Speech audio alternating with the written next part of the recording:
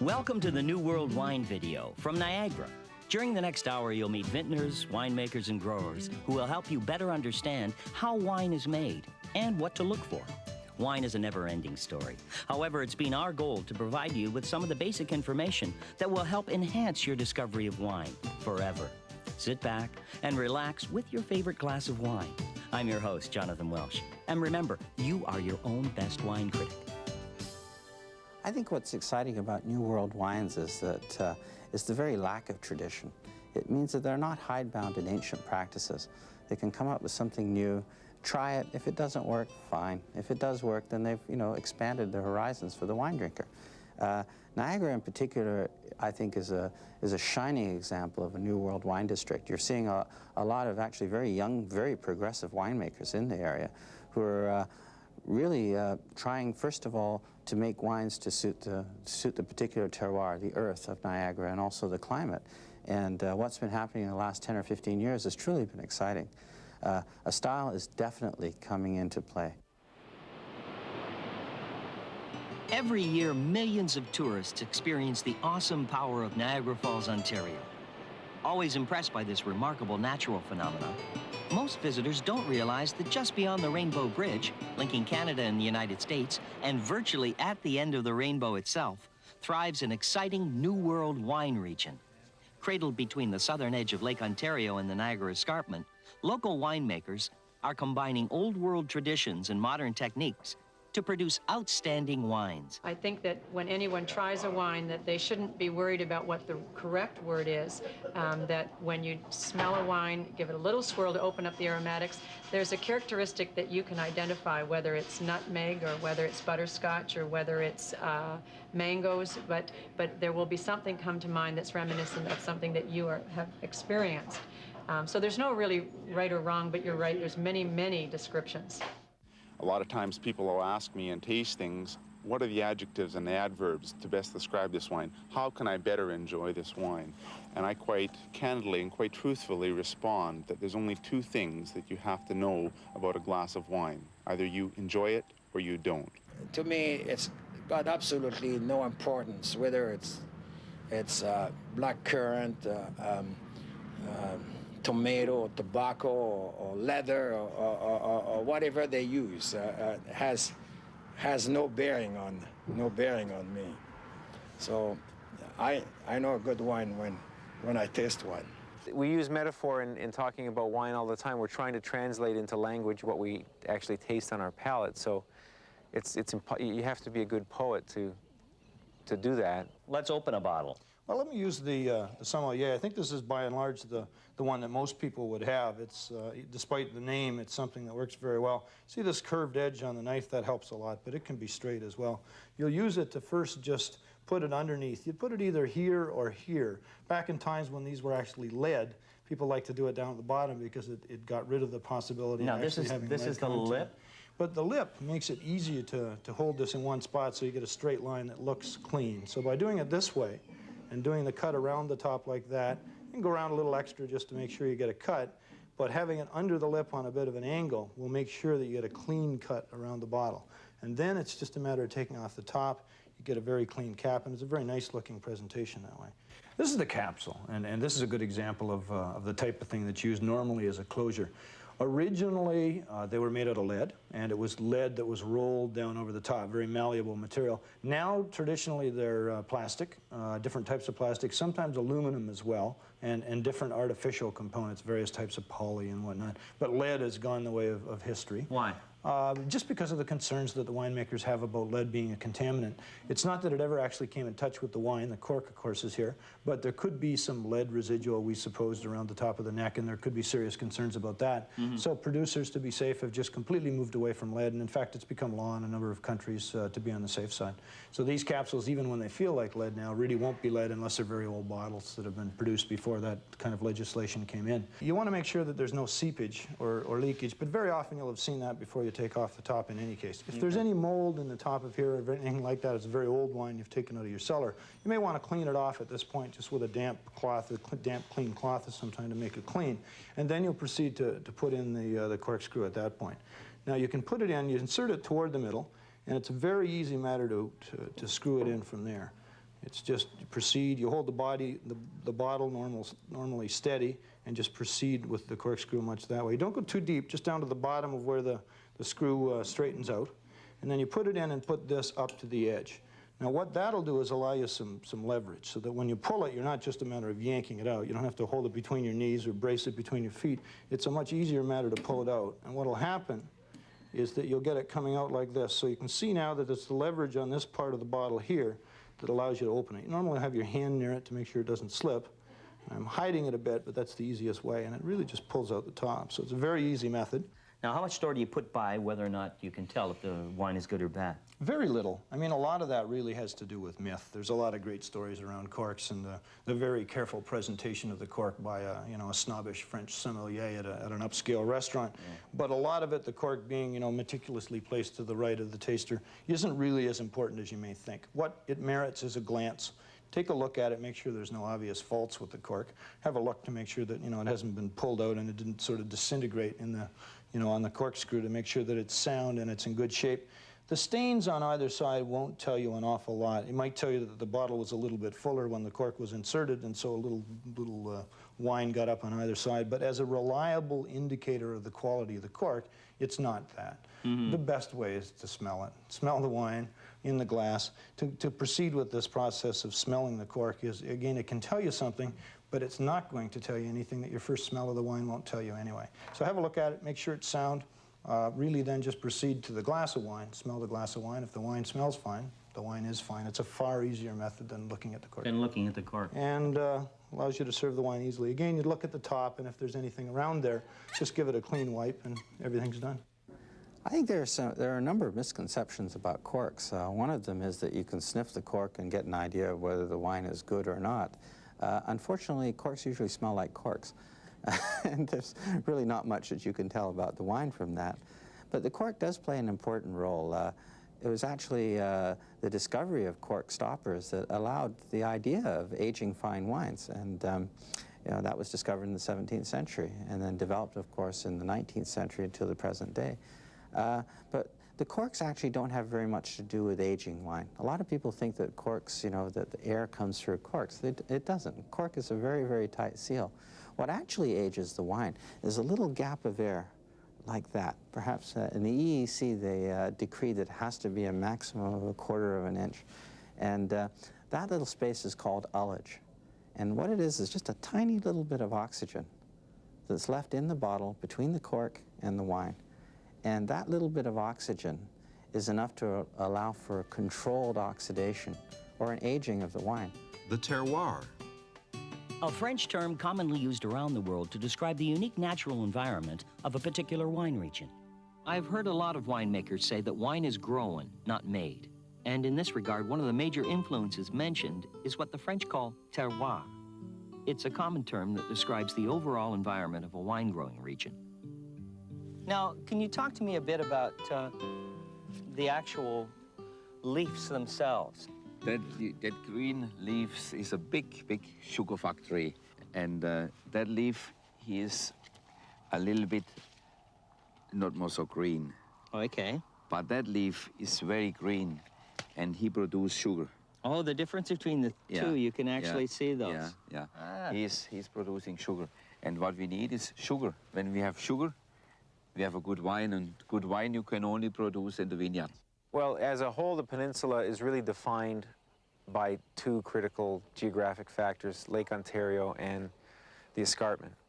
The escarpment gives the a definition to the zone where we can grow Vitis vinifera, the noble grape varieties. Vinifera. The European vine species most used in the production of wine and to which the most familiar wine varieties belong. Grow Vitis vinifera, the noble grape varieties.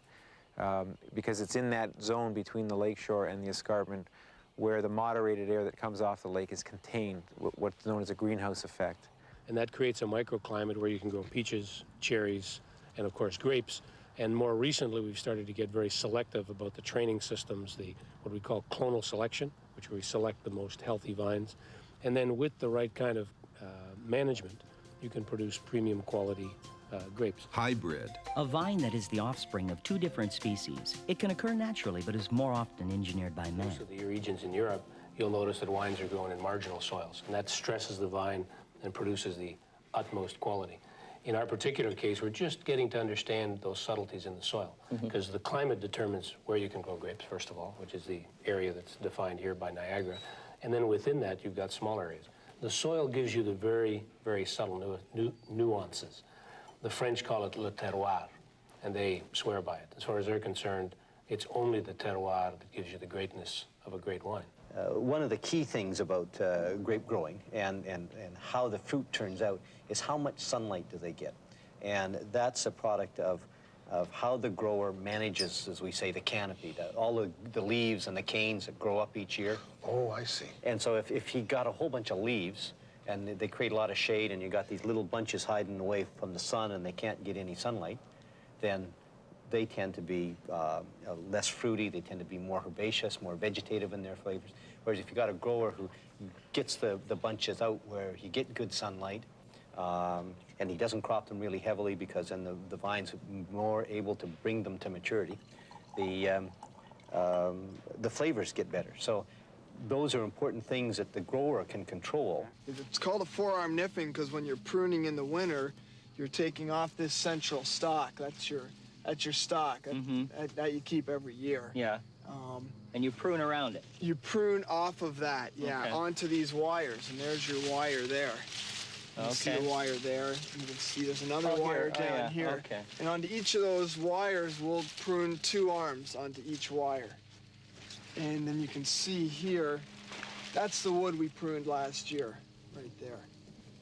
And that's one of the arms. And then what's happening is, from out of that arm, you're going to get shoots. Okay. Your buds are going to produce shoots, and each of those shoots is going to produce fruit. And then,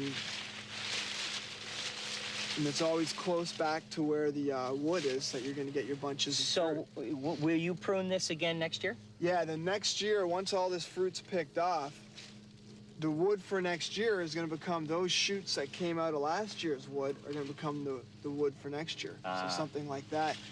What you're always doing is centralizing, though. You're bringing, you don't want wood from out at the tips, like you wouldn't take something like that, say, which is way out at the tip of the vine. You're going to pick a shoot like this, a cane like that, which is closer to the center of the vine. And that's something you're going to keep. And then that'll be tied down to the wire, and it'll all happen over again. Balance of sugar and acidity is very important in a wine. If a wine is meant to be sweet, it really needs acid to make it refreshing. Otherwise, what happens is the wine does become cloying. It becomes almost syrup-like and not at all pleasant to drink. And it becomes very tiring on the palate because you can only drink a little bit. It's like drinking syrup, and you can't do that. But if it's got some acidity, then it makes it refreshing. There's almost a sense of a mouth puckering in the back, and in the back of the palate, and that makes it quite enjoyable to drink. So that's why it's difficult to make, because you have to know when the winemaker has to know when to pick the variety so that the acids don't drop too low. Varietal. Descriptive term for a wine named after the dominant grape variety from which that wine is made. The true ripeness is really a combination of where the acidity is, where the sugar is, and then ultimately how the berry tastes. And as sugars go up, acidity goes down. I have no idea who comes up with some of the terms used in the wine business, but I've got to tell you that measuring the concentration of sugars in wine on a scale called Brix confused me at first. Fortunately, this confusion was cleared up when I found out Brix is actually spelled B-R-I-X. Winemakers use a refractometer to assess the sugar levels of the juice in grapes, and when it's optimum for that particular grape variety, they know when to harvest. Oh, that's a good one, too. 22.5. Oh, when you look at a white wine, color is not quite so important, but you should tip the glass a little bit, see the depth of color. You're looking for a real sparkle in the wine, almost a jewel-like quality, and that tells you that the wine is fresh and alive. And then you might notice some other colors. You might notice a glint of green or some gold. That'll tell you perhaps the age of the wine, or it might tell you that the wine could be oak aged, or it could be from a southern climate, or it could be a northern variety. This is a fairly good example of three good sort of color ranges within a white wine, classic white wine. And you'll notice this is a much lighter color in the first wine. This is actually a Céval Blanc. And this is a 1994 Céval Blanc, so it's quite a young wine. And the youth, too, will usually have something to do with the color as well. So that as a wine's younger, it will tend to be lighter amongst the white wines, sometimes more purple amongst the red wines, so that those two things will give you an indication of youth. It gets a little darker as it gets a bit older, and so the second one, what I've done here is poured a wine, Auxerrois, that's usually a little bit darker in color than the Céval Blanc, but also it's a 1993, so maybe a little darker again because of the age as well. On the third wine, we've gone off to Chardonnay, traditionally a darker wine, traditionally a little fuller, a little richer, sometimes some color contributions from having been an oak barrel as well. So you have both of those factors at play, and this is a 1992, so it's a little older again. And so you see a slight gradation in the color as you move from one to the other. Now, you wouldn't get extremes unless you were dealing with things like ports and sherries and a lot of other different types of wine, obviously going to a red. But even amongst whites, you can see big color changes. If you were to go to a very, very full, big, heavy Chardonnay that's maybe 10 years old, you'll then have picked in some colors that almost work toward orange or gold. A very positive, very good impression that it can leave as. When you're looking at a red wine and evaluating it, it's almost the same, but one of the differences there is color is really important. You want to look at the color to get a feeling. First of all, you're still looking for that brightness. If you don't see a sense of a sparkle in the wine, chances are the wine could be over the hill.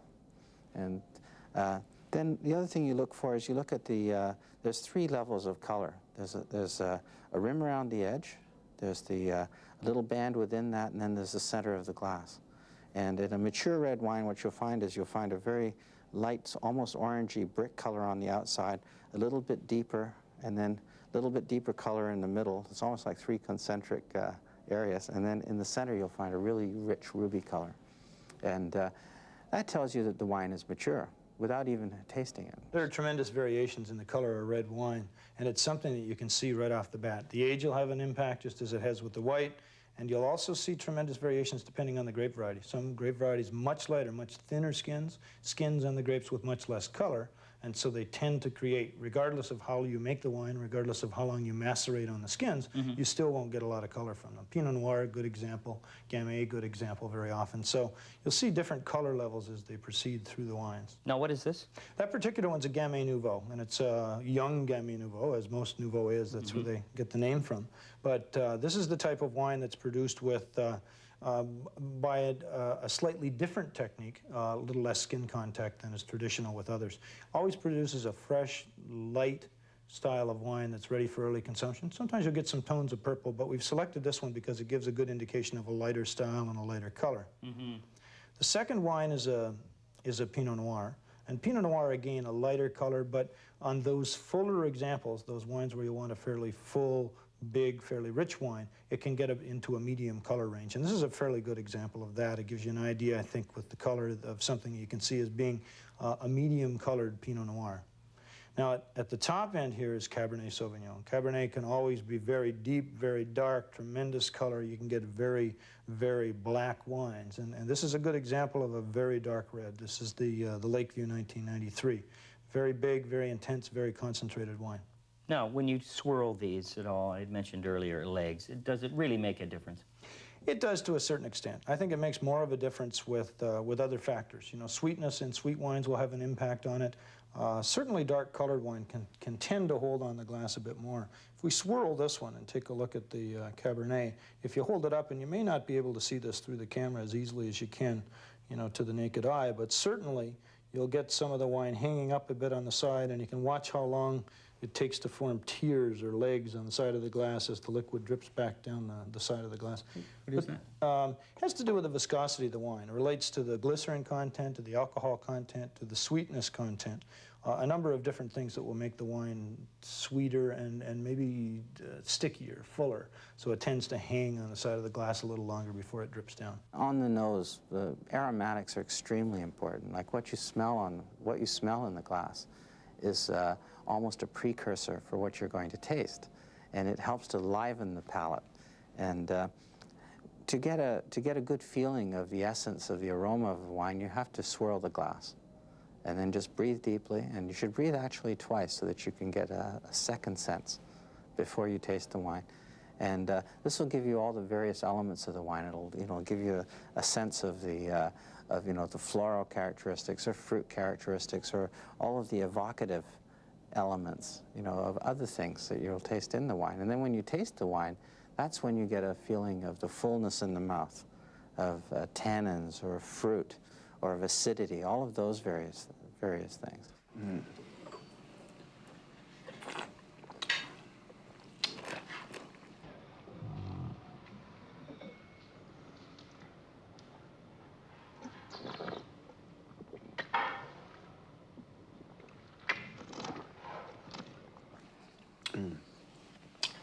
I'm getting fruit off of this wine, but it's balanced with the oak. I can get the first layer of fruit. The raspberry is coming through, a bit of the pepper. Underneath that, I'm getting the oak barrel and the complexities. I can taste the toastiness of the oak barrel there. When you taste wine, there's layers that you have to peel off, and you sense them at different times through about the 30 seconds to a minute that you actually taste the wine. I'm still tasting this wine now. The smelling, that it's, first of all, you just smell it once, okay? Oh, okay. And that gives you some aromas, and then you start to swirl it a bit, and you get some more aromas. And then you swirl it a bit stronger, and you get some different aromas again. So you get from the finest to a bit more heaviest aromas, and they are all different as you go, okay? Really? And maybe in that one you are going to start with some strawberry, maybe in the nose to start with, or raspberry. These are functions of the soil. I mean, the grape variety has the inherent ability to be able to bring out those flavors, but really, that's brought out from what's in the soil. There are a couple of things that are very important about wine glasses, other than the purely functional incidents of being able to hold it with a stem so that you don't have the color and your fingerprints all over the glass and the bowl. That's very important because you want to look at the wine, you want to see it clearly, you don't want to see thumbprints and smudges. So that's important, but above and beyond that, you'll notice that all of these glasses have something in common, and that's the way that they taper toward the top. So it's a very important theory in wine glasses that regardless of the type, the part of the bowl in the middle or at the bottom is a little wider than it is at the top. So the brim is definitely a little bit thinner. It's definitely a little bit wider to the level that you normally pour the wine. You don't fill a wine glass up to here. You fill it up just down usually to the widest part in the glass or down below a bit so that you have room to swirl the wine without spilling it. That makes it easier to swirl. But it also traps the aromas so that when you're swirling the wine, the aromas are released. They volatilize into the glass, and the aroma is actually contained within that. So that when you see a wine taster put their nose down and smell it, what they're doing is taking the trapped aromas out of the top of that glass. So the taper is very important, and that's something you really should have. The old sparkling wine glasses that you saw that were shaped wide open like an upside-down pyramid or cone were, not the kind of things that were best for tasting wine. This is a special INAO glass, Institut National des Appellations Contrôlées. So this is their official glass, and it's specifically the glass because if you use different shaped glasses, you've seen the large bulbous glasses, usually primary for red wine, or the champagne glass, which is much more tall and slender. This one particularly is designed so that you've got uniformity in the glass. So when you are tasting wines, the glass shape doesn't give you subtle nuances, which it will. If you ever do a tasting, use exactly the same wine and use 10 different glasses, the wine will actually appear different. What about something like these stems? Now, for instance, this. Is this more decorative than anything else? It really is, and in fact, a lot of wine tasters don't really like them. So as much as they can look wonderful, traditionally you don't really like that color to interfere. If you're looking at the color of the wine, you can notice that this blueness held on the right angle will come up right through the entire glass. So when you have a glass of wine, and if you're trying to look at a white wine for color, I mean, it has this surprising sort of blue tint that you end up taking off it. So I mean, you want to be very careful with colors. You really want to be able to see the color of the wine very well. What we sell is pleasure. We sell something that people really enjoy. It's not a product that people need for some utilitarian reason. People buy our product because they really like it, and in some cases love it. I can remember a woman at one of our dinners calling me over as I poured our Chardonnay Reserve, and she said, this wine, the only thing I can say about it is that it's orgasmic. And, you have to feel, I guess, proud of being able to trigger that. Vintage. The year in which the grapes were harvested and from which the wine is produced, as well as the particular weather conditions experienced that year. When we were planting, we're planting out what we call a one-year-old grapevine. It goes into the ground, depending on the spacing of how many vines you want per acre. You're looking at probably a cost of about $10,000 per acre to establish a vineyard. That vineyard itself will not see any fruit production for the first 3 years. At 3 years, you're going to start seeing a small crop. By 5 years, you should be into a full producing state, and if Mother Nature plays with you favorably, you can expect that vineyard to last 20 to 25 years. When you start growing premium quality grapes, you always end up having bird problems. They seem to sense and smell the sugar into the grapes, and you have to keep them on the move. It's there already. Sorry, we just lost John. John was with us for a while, right? You're probably familiar with those. I don't know, you've run into them on your bicycle tours, Jonathan, but that is my propane bird banger. That's your... I'm trying to keep the birds out of the fields. They are causing me some problems. I'll leave, I tell you. You have to live with this.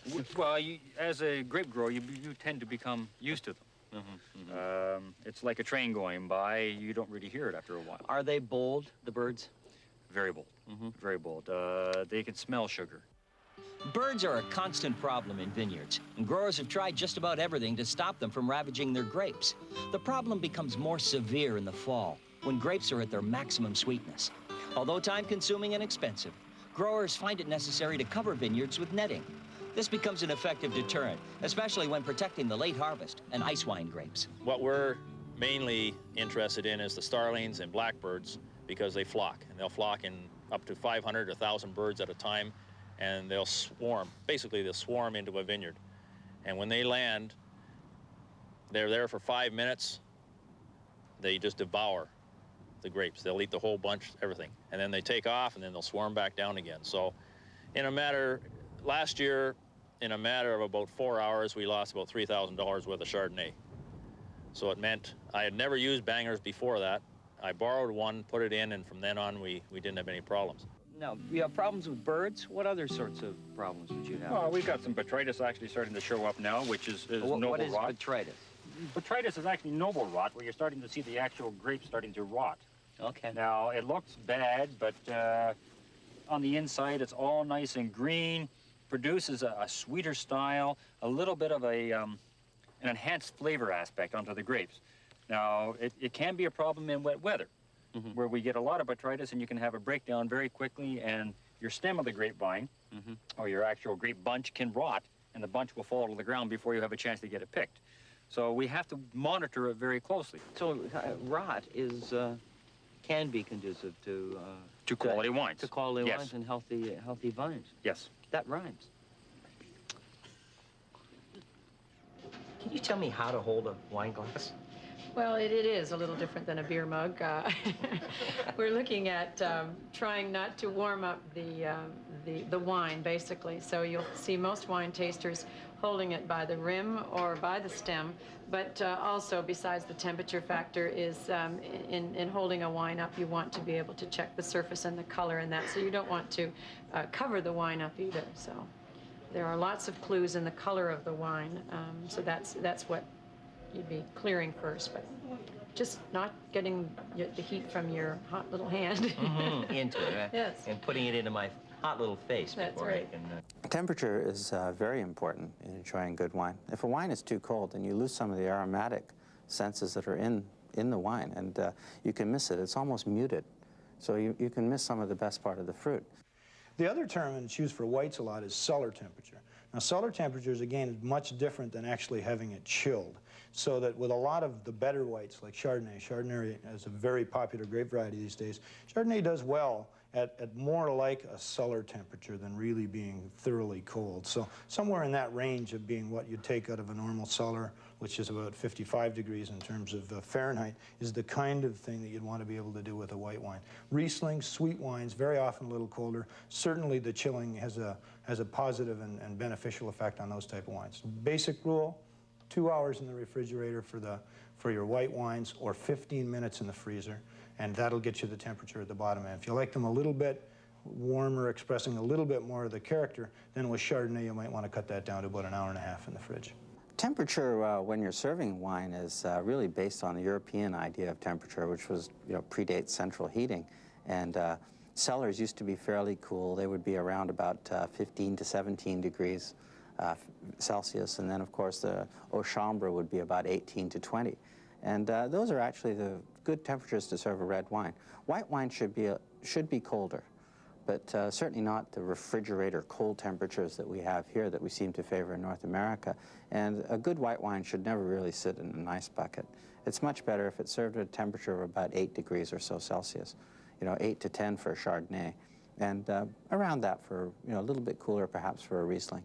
A traditional word or phrase that's always been used for serving, for example, red wines is room temperature. Room temperature is not accurate. I mean, room temperature, that goes back to a time when we didn't have central heating and that sort of thing. So the temperature that your house is likely at is not the temperature that you really want to serve red wine. You want it a bit cooler than that, and you want the temperature coming out. If it comes, for example, right to normal temperature, and you've just brought it home from your retail store, then what you really want to do is maybe put a red in the fridge for about 15 minutes. That'd be fine. That'd be the norm. It'll just give it a little bit of a cooler edge than having it actually at real room temperature. That's all part of the enjoyment of the wine. You'll find that the various elements that are in the flavors, that are in the nose, those are all accentuated at the proper temperatures. The thing you really want to know is that the better the quality of the wine, the more the temperature, increase in temperature is a benefit for it. So if you have a really lousy wine, I mean, frankly, chill it as much as you can, because the colder it is, the harder it is to taste. If you have a fine wine, be careful with the temperatures. Try and keep it a little bit warmer than you might think is normal. You'll taste it, you'll enjoy it a lot more.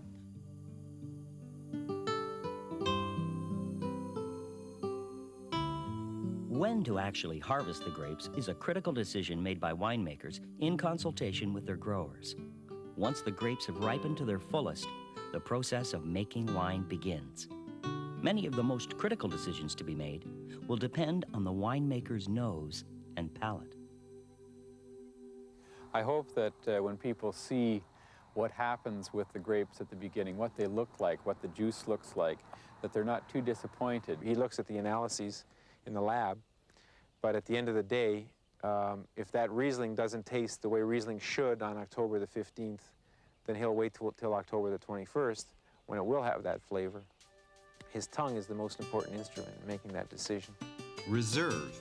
A term which can be used to imply a better or superior wine, as in proprietors, estate, private, or select reserve. Very little of the decisions we make in the cellar come from analysis in a lab. A lot of people think we analyze in a lab the alcohols and the acidities and then go to the cellar and make changes. A lot of winemakers will do that the opposite. They'll make the changes based on gut feeling, the blending, the history of those wines, the smell, the taste. They'll blend them in the cellar and then go to the lab and see what the resulting analytical results are. Blending. The winemaker's decision to combine wines with different but complementary characteristics. And of course have also experience, because a lot of things you can learn. It's not that you're born with it. If you don't know what you're looking for, then you will miss it. So for example, if you have microbial off odors in wine, this is something you learn and can identify what might be wrong with that wine. There's also a saying that wine is made in the cellar, so I think it's definitely a combination of each, but it's a talent that's needed in the vineyard to produce quality grapes, and it certainly needs a talented winemaker to take it that step farther to complete the process. It takes a deal of husbandry to make it. I think a good winemaker is like a good chef. If you start with a good ingredient, you should wind up with a good product if you have a moderate level of skill. If you have a great level of skill, you can start with a good product and make something absolutely impeccable and ethereal and something that people will really like. And I think that's the winemaker's functions. It's not just a matter of keeping things clean and hygienic and making sure that things are done on time, but it's a feel for it. that's true, although parts of the process happen very quickly. We bring our fruit in either hand-picked like these Vidal or machine harvested in these 1-ton bins, just for ease of handling.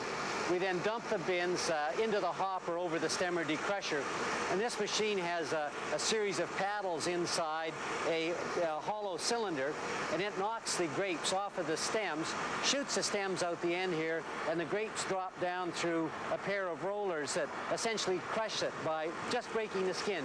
We don't want to crush it so much that it breaks the seed or anything that will release any of that kind of bitterness at all. From the crusher destemmer, we pump along into the press for white wine, and you can see the must, as we now call it, flowing through this hose and through a piston pump that has enough force that it can just push this stuff along. Sometimes it's quite dry, depending on the variety, and it really has to struggle to make it move. One of the significant things in dealing with white grapes are the grapes are crushed and pressed immediately, and we extract the juice from the skins as soon as possible. The wines will undergo a very cool fermentation. When we add the yeast to the juice, the yeast is what's responsible for producing the wine. Yeast is a living organism that feeds on the sugar and produces alcohol and carbon dioxide gas. We want that fermentation to happen very coolly. This maintains the fresh fruity character of Rieslings and Chardonnays, and this is an attribute, something we want. Up in the press here, we then add in what we call a press aid, which is rice hulls, and they have a little curve to them. Can you give me just a few? There's a little curve to the shape, and that helps the juice drain out of the grapes once they're being squeezed, because they have a fair diameter and a fair depth, and the juice right in the middle just couldn't find its way to the outside. So this helps us get a better economic yield out of the grapes and allows us to make more wine for all those customers. So how long would it take for that process? I see it's all murky now. How long would it take for it to be completely clear as a liquid? After we've pressed it, we let it settle for about a day in a tank to have the solid material fall on out of the juice. We then rack off the clear juice, and that's what we ferment. And we filter the bottoms to recover the juice there. This process of loading the press and crushing the grapes, that takes us an hour and a half to load both of our presses. And then once the press is full and we start to squeeze it, that takes about 3 hours to get the full pressing process finished. With red wines, we crush the grapes and put the skins and the seeds and the juice in contact in a tank during fermentation. The enzymic reactions of the yeast during the fermentation release a lot of the color pigments and tannins out of the skins and the seeds. This is what gives red wine its color and its body. Ferment. The process of converting sugar to ethanol and carbon dioxide, as affected by the metabolism of yeast. We try to coax the varietal character out of the fruit. I mean, we work here in the vineyard primarily to nurture that fruit, and then in the winery we try to capture it. You know, we pick them just when the flavor of Riesling or Chardonnay or Gamay or Pinot Noir is there, and then we vinify them. And what we're trying to do is capture what's there in the grape. We're changing it, we're turning it into wine, but we're trying to preserve that fruit character.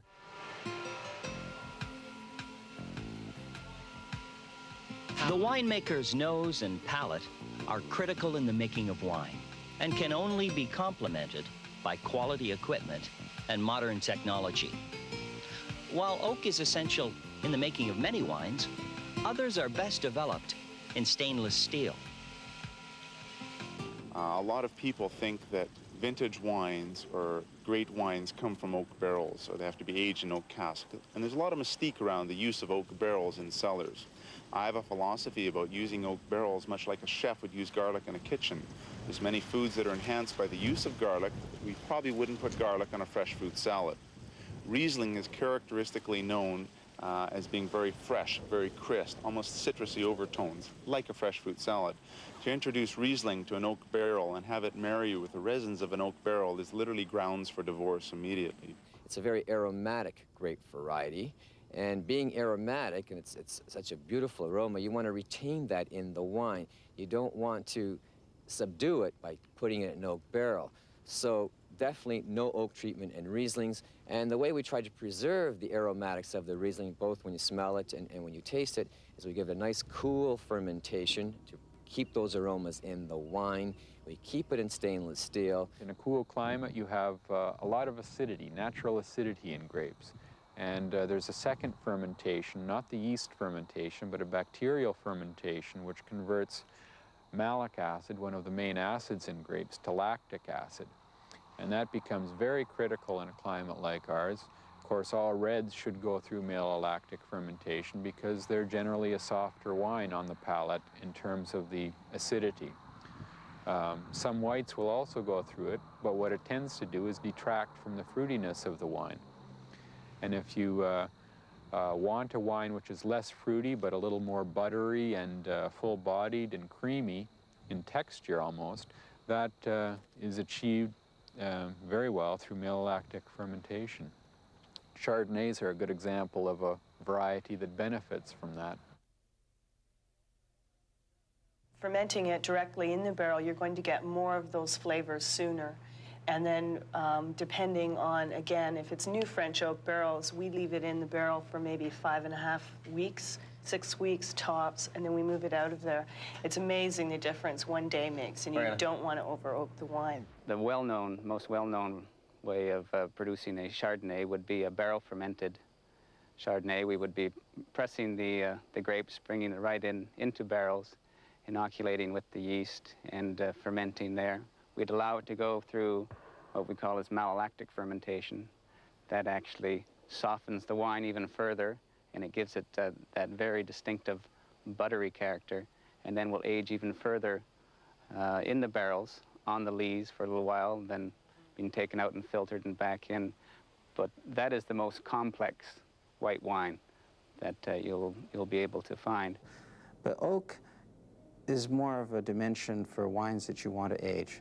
The oak tannins themselves, and tannins are actually a part of the chemical structure of a wine that actually grape skins and grape seeds and grape stems also have great amounts of tannins.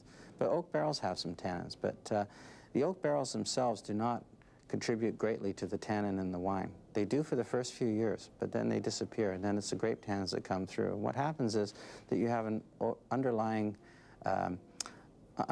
complexities that come from the oak barrels.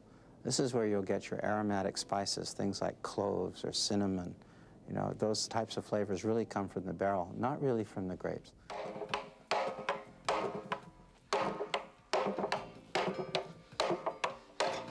There are very few people better equipped than Klaus Peter, Niagara's very own barrel cooper, to provide the inside look at oak barrels. Klaus' craft and skills are so rare that he refurbishes barrels for wineries as far south as Virginia and Texas in the United States.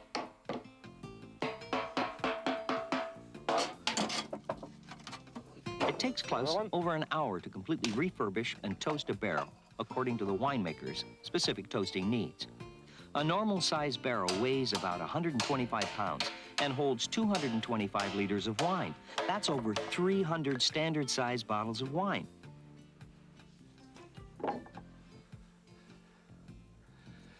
Now, this barrel has been in use for 5 years, and you can see the buildup of tartaric acid in here, and it's just like glass, and the wine won't make contact with the wood anymore.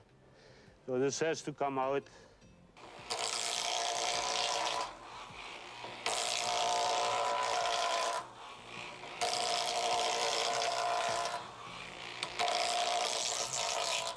Now here's a stage that has blisters in, and it's very important that these blisters come out because mold grows underneath and will spoil the wine or could spoil the wine. So taking them right out. Just to make it really smooth after the barrel is shaved, I used my old antique planer to shave out the little rough spot. So this barrel is ready for toasting now.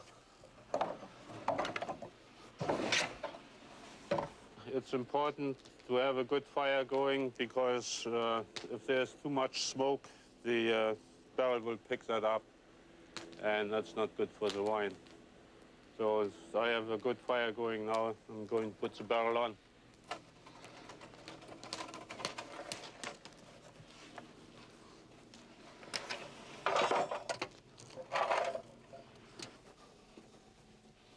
The reason the toasting is done, it's number one, it brings back the oak flavor. It caramelizes the lecithin or cellulose in the wood. That gives the extra flavor to the wine.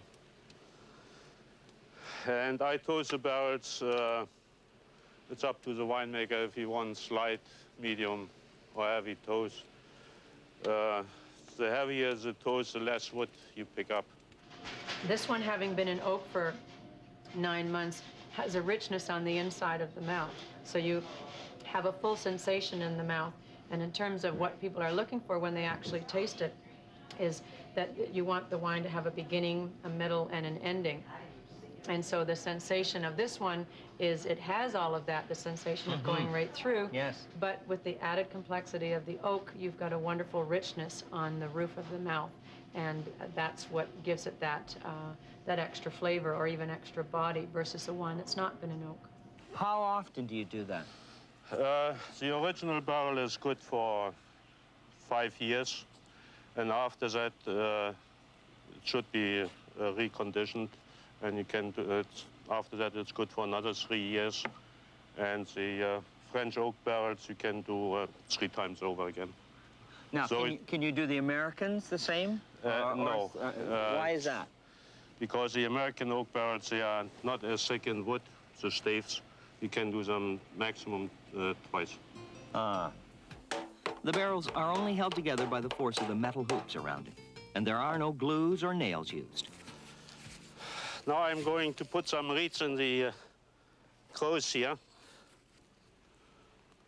These reeds are commonly known as bulrushes. They grow in the swamp. They are tasteless. They never rot and seal the barrel forever. So I also put the reeds in the joints here because the barrel is so dried out from the toasting that there might be a chance that it leaks. Just tell me briefly the difference between American and French oaks. Is there a difference as a woodmaker? Oh, yes.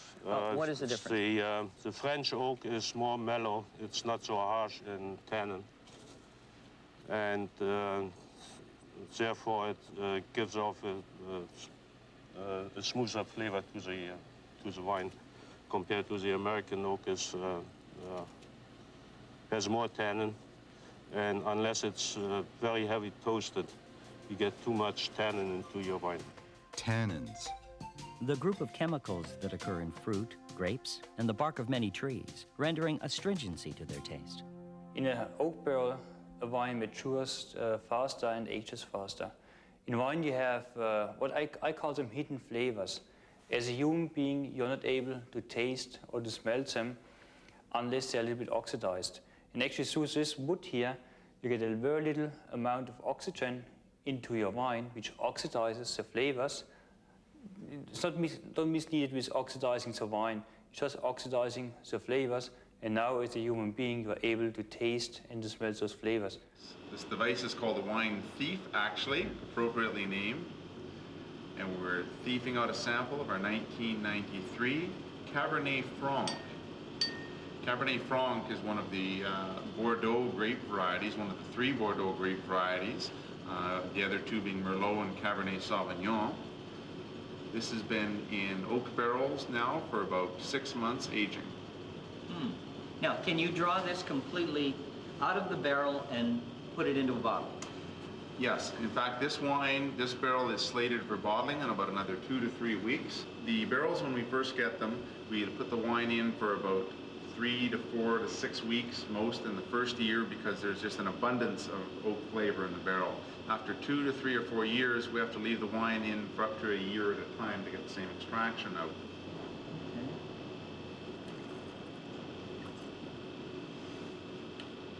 Very full, very rich, a lot of natural tannins there. Tannins is the astringency that's in wine. It's the tip of the tongue? Yeah, it gives you almost the dryness in the mouth, the puckering. This is typical of young red wines. As wines will age in the bottle, that astringency or tannins will actually diminish and soften and make the wine a lot smoother with bottle aging. Although this is aged in the barrel and in tanks for over a year now, we'll still age this in the bottle for another year before releasing it. And then, how long will it age in the bottle, in a cellar, for instance? I can tell you that this wine here, because of the parameters of the vintage and the way it was vinified, this wine will age 12 to 15 years gracefully. Really? What you're looking for in the importance of laying a wine down is that you're treating it with the care of even temperature. People used to, and I'm sure a lot of people will reflect on this, when we used to buy wine and store it, it used to be stored on top of the fridge in some fancy little wine rack or next to it, and the heat of the refrigerator motor, whatever, you've got a problem of a temperature change with it. So as the temperatures of a wine fluctuates, it affects the aging of the wine.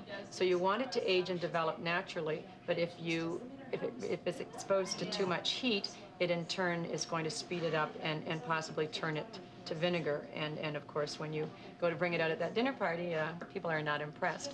So proper storage of a wine is needed, and cellar temperature is ideal, but just don't have it fluctuating from cool to warm back to cool again. The first reason to decant a wine is if it's an older wine, you might have some sediment in the bottle, and so you want to be able to decant the clear wine away from the sediment. And the second reason is if the wine is a young red wine, you might want to decant it just to give it a little bit of air, to bring out some of the roundness in the wine. Because what will happen with a young red wine is that many of the flavor elements and the aromatics are very muted. And you know, the technical term for it is the wine is closed. A little bit of air will open it up a little bit. When you decant, you're exposing it to some oxygen very quickly. So you're giving it some of that maturity from having poured it a bit and allowed it to open up and really show some of its character. So in an exposure like that, you may even want to not pour that delicately, because I know there's no sediment in this wine. It's very young. That's not why you're pouring it. You're pouring it in this case to give it some air. So you may even want to pour it quite high, quite quickly, to give as much air exposure as you can. And the wine sort of splashes into the bottle, and that exposure will really allow it to open up quite a bit. You'll get a little bit of foam at the top. You can see the color of this wine with the depth of the color of the foam on the top of that. It gives you an idea of what intensity there is. And I mean, it looks a bit like grape juice for a second. It's so rich and so dark, but allowing that now to set on the sideboard or on the table for 10 or 15 minutes or even an hour or two if you have it, will allow it to open up a bit, so the wine's a lot more enjoyable in the glass and will be a little more complex. If it's an older wine, you'd want to do that decanting very, very gently. You'd want to let it take it right away to the table and maybe 5 or 10 minutes air, not much more than that. Some would say a bit more, but really not. And you'd want to drink it quite quickly. With a wine that's young, it won't hurt to sit for quite some time. In fact, with young Barolos in Italy, there was a tradition of actually leaving it about 24 hours before you served it. So anywhere between those two extremes is probably where you want to be. I'd be negligent if we didn't talk about Niagara ice wines. Niagara ice wines are renowned throughout the world, and thanks to our cold winters, I can't believe I'm thanking our cold winters for anything, we're one of the few regions that can produce this rare liquid gold every year. One thing that you will find in ice wine is that it's not syrupy sweet. And the reason why is because all of the sweetness in an ice wine is derived from the natural fruit sugar that's in the berry. And that is combined with the acidity, the natural fruit acidity that's in that berry too. I want you to show me how to do grapes? this. Okay. So it's really important because the vines, the grapes, the clusters we're looking at here, they've been hanging here since September. We've covered them with the netting to keep the birds off. That's why we've torn it away here so we can get at it. You sort of tear the netting away as you pick. So then you carefully put your hand underneath the clusters so that they don't fall off because they're a little on the brittle side. Take the bunch. Oh, it just snapped right That's out. it, and then just throw it in the box. You put the box under there just to catch any that might fall. Okay, so and then just work away. Hand underneath. That's it. Ah! Just throw them in the box. Now, how quickly do you have to do this? I mean, is there a speed? You want to do it as quickly you do as quickly as you can, yeah. We start picking at 11 o'clock, and we want to get, you know, most of the picking finished by 6 when the sun comes up, so that we get ideal temperatures between -10 and -12. Tonight we are fine, we're getting good quality, but we're not getting as high as we want. So we'll stop probably tonight. In another hour we'll be finished. Not pressing, but picking. But picking. And come back, hopefully before Christmas, so we have it out of our... By Christmas. Okay, so how long does this have to be frozen? Ideally, if it's 3 days, -7 to -10, and the cooler the snap in temperature, the better, because then it takes the water crystals right out so that you've got the sugar, acids, and all of the flavor compounds all sort of concentrated. Ice wine is very soft, very rich, a cornucopia of flavors and exotic fruits on the palate of the mouth and the entry. The finish of ice wine should always have a crisp, natural acidity finish that cleanses your palate. Without that, you have a poorly balanced wine. Are there rigid rules that are being broken now with food?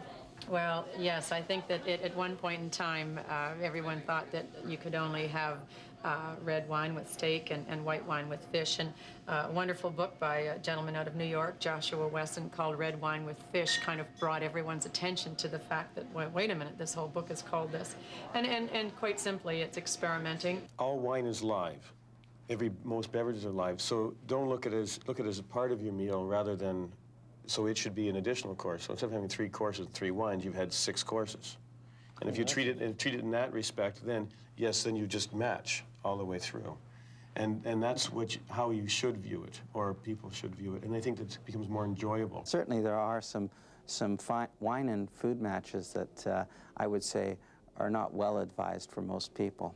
And to give you an example, I would say that if you had, let's say, a sauterne with a steak, you know, with a nice rich red wine sauce, it just really wouldn't go. You'd find that the wine would be very, very cloying, and it would almost not go with the meat at all. And then again, if you went with a really, really crisp, acidic white, and you had a wonderful cream sauce with lobster, you'd find that that would be almost curdling in the cream.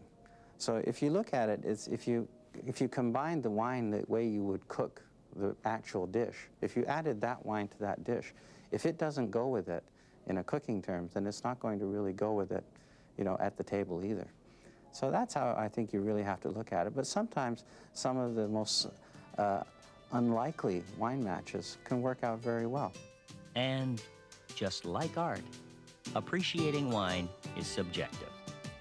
I have personally found that matching lighter wines with lighter dishes or heavier wines with heavier meals has been helpful. But I've had some pleasant surprises. Ultimately, the best wine and food matches are very much dependent on your own palate. As I've heard so often, don't be afraid to experiment. Experiment. Experiment. Discovering wine is enjoyable, but please, remember, it does contain alcohol and should be consumed in moderation. So until we meet on the next wine trail, this is Jonathan Welsh wishing you bon appetit.